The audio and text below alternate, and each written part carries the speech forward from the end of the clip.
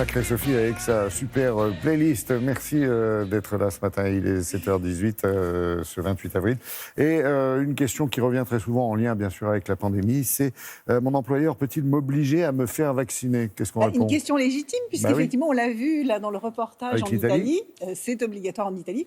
Ça ne l'est pas du tout en France. Alors, je rappelle qu'aujourd'hui, mercredi 28 avril, c'est la journée mondiale de la santé et de la sécurité au travail, que votre employeur a une obligation de santé et de sécurité à votre égard. Pour autant, il n'a pas le droit de vous imposer un vaccin.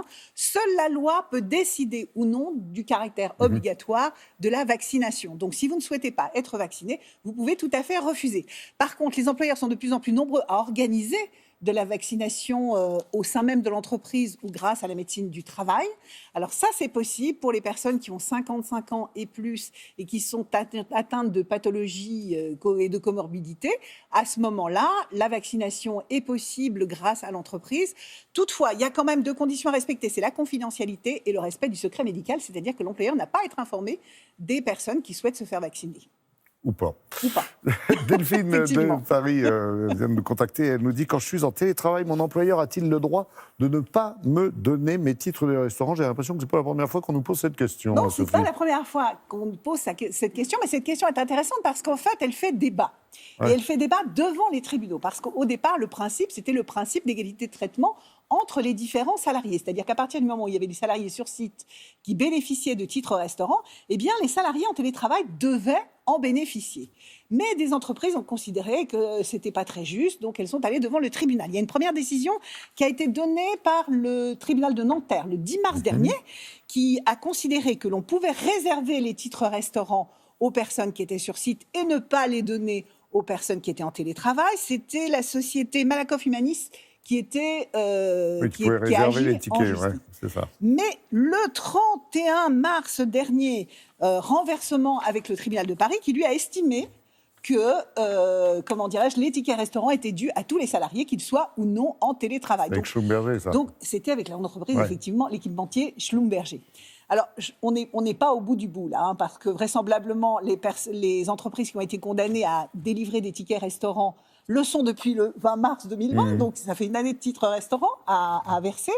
Elles vont vraisemblablement faire appel, donc on n'est pas au bout du bout. Mais la décision a été prise parce que l'accord national sur le télétravail prévoit qu'il n'exclut absolument pas la délivrance des titres restaurants aux personnes en télétravail et que par ailleurs, sur le site du ministère du Travail, dans le forum des questions-réponses, le ministère du Travail préconise la délivrance de titres restaurants aux personnes qui sont en télétravail. Donc, c'est une affaire à suivre. Oui, on n'en a pas fini. Question de Sylvie qui habite Tarn-et-Garonne. Ma fille étudiante est actuellement en stage à 2 heures de route de notre domicile. A-t-elle le droit de rentrer chez nous le week-end? Et dans quelles conditions?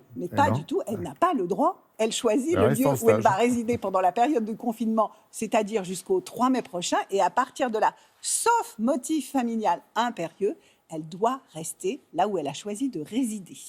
Alors, pour les étudiants pour lesquels c'est difficile, je rappelle qu'il y a un site internet qui a été mis à disposition s'ils souhaitent bénéficier de consultations psychologiques afin de mieux supporter le confinement. C'est sur le site santépsy-étudiant.gouv.fr. N'hésitez pas. On poursuit avec une question de Clara. Elle habite en région Rhône-Alpes, une région que vous connaissez bien, ma chère Sophie.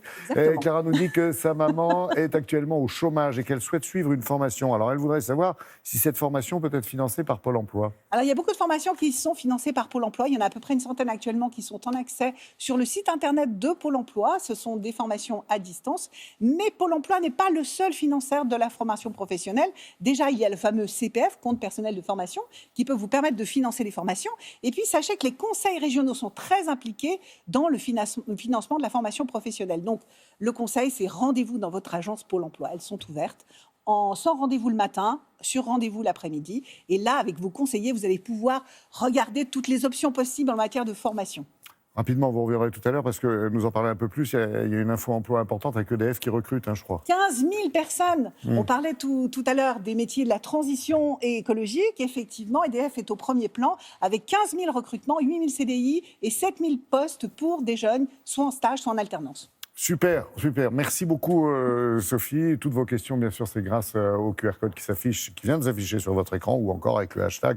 On vous répond sur le site France TV Info, .fr. À chaque fois, je bute.